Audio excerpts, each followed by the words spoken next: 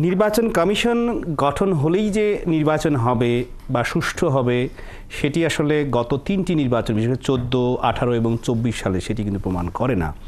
তো সরকারের সদিচ্ছার বিষয় আপনি কেমন দেখছেন? আরেকটি রাজনৈতিক দল যারা 5 আগস্ট ছাত্র জনতার গণ অভ্যুত্থানে শত শত ছাত্র জনতার শিশু পর্যন্ত তাদের রক্তের উপর দিয়ে তারা একসময় পালিয়ে যেতে বাধ্য হয়েছে, এমন পরিস্থিতিতে ওই রাজনৈতিক দল অর্থাৎ আওয়ামী লীগ সহ সব দলের অংশগ্রহণের একটি নির্বাচন আপনি সম্ভাবনা দেখেন? আপনাকে অসংখ্য ধন্যবাদ। মানে বিশেষ করে আমি সাইফুল হক ভাইয়ের সাথে একমত যে এখানে আসার কোনোদিন তো সুযোগ হয়নি, এত সুন্দর একটি স্টুডিও, সেই জন্য ধন্যবাদ জানাচ্ছি। তা এখন যেই ইস্যুটা আপনি নিয়ে আসছেন আর কি, নির্বাচন কমিশন হলে শুধু নির্বাচন হবে না, কারণ এখানে আনুষঙ্গিক অনেক ফ্যাক্টর আছে, অংশীজন আছে, স্টেক হোল্ডার আছে, রাজনৈতিক দলগুলো আছে, প্রশাসন আছে, পুলিশ আছে, বিচার ব্যবস্থা আছে, নির্বাচন কমিশনের বিশাল একটা বডি আছে। সবাই যদি একমত হয়ে চিন্তা করে যে আমি একটা সুষ্ঠু নির্বাচন দিব তাহলে সম্ভব। এখন যদি যে ভাই সাইফুল হক ভাই যে কথাটা বলছে, অনেকগুলো স্টেক হোল্ডার একটা যদি নড়ে বসে তখন ওই সিস্টেমটা আর কাজ করবে না। তো সেখানে এই জিনিসটা আগে কনফার্ম করতে হবে যে এখন যারা ক্ষমতায় আছেন, আমাদের অন্তর্বর্তীকালীন সরকার বলি, তত্ত্বাবধায়ক বলি, অথবা যে নামে ডাকি না কেন, হ্যাঁ,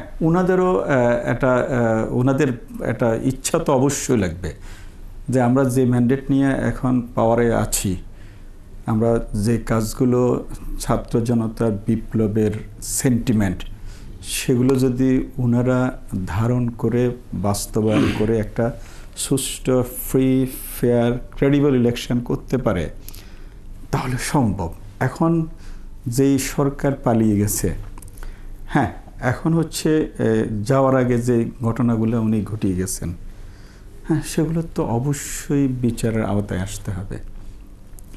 বিচার হলে বিচারের পরে কি হবে এই দেশের জনগণ ঠিক করবে, এই দেশের বিচার ব্যবস্থা ঠিক করবে, বাকি যে সকল রাজনৈতিক দল আছে তারা ঠিক করবে, যত অংশীজন আছে তারা ঠিক করবে ওনারা কি আদৌ নির্বাচনের যোগ্য হবে কি হবে না, সেটা অন্যান্য অংশীজনদের উপর ডিপেন্ড করবে। কিন্তু আপনি এই নির্বাচনের বাইরে প্রধান উপদেষ্টা নোবেলজয়ী ডক্টর মোহাম্মদ ইউনূস জাতির উদ্দেশ্যে ভাষণ দেওয়ার অর্থাৎ সরকার 100 দিন পরে তিনি বলেছেন যে নির্বাচনের রেল লাইন বসানো স্লিপার বসানোর কাজ চলছে, ট্রেন চলছে, ট্রেনে উঠে গেছে নির্বাচনের ব্যবস্থা।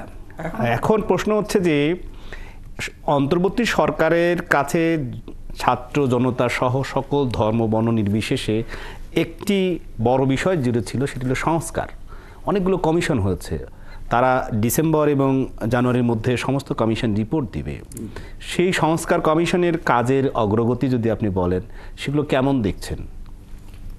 এখন ধরেন সংস্কার কমিশন হয়েছে এই জন্য ধন্যবাদ, হ্যাঁ, কিন্তু সংস্কার তার লেন্থ কতটুকু হবে, এত প্রস্তাব তো দিলে শেষ না, সেটাকে তো বাস্তবে নিয়ে যেতে হবে।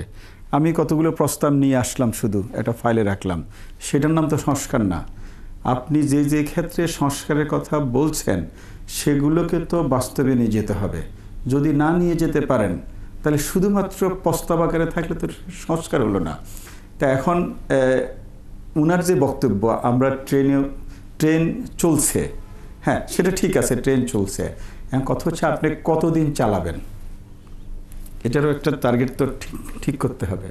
আর আমাদের সংস্কারের চাওয়াগুলো কি কি, সেটা প্রস্তাবটা আসলে আমরা বুঝতে পারবো কোনগুলো এই সরকারের পক্ষে বাস্তবায়ন করা সম্ভব, কোনগুলো পরবর্তীতে নির্বাচিত সরকার আসলে করবে, তখন বোঝা যাবে।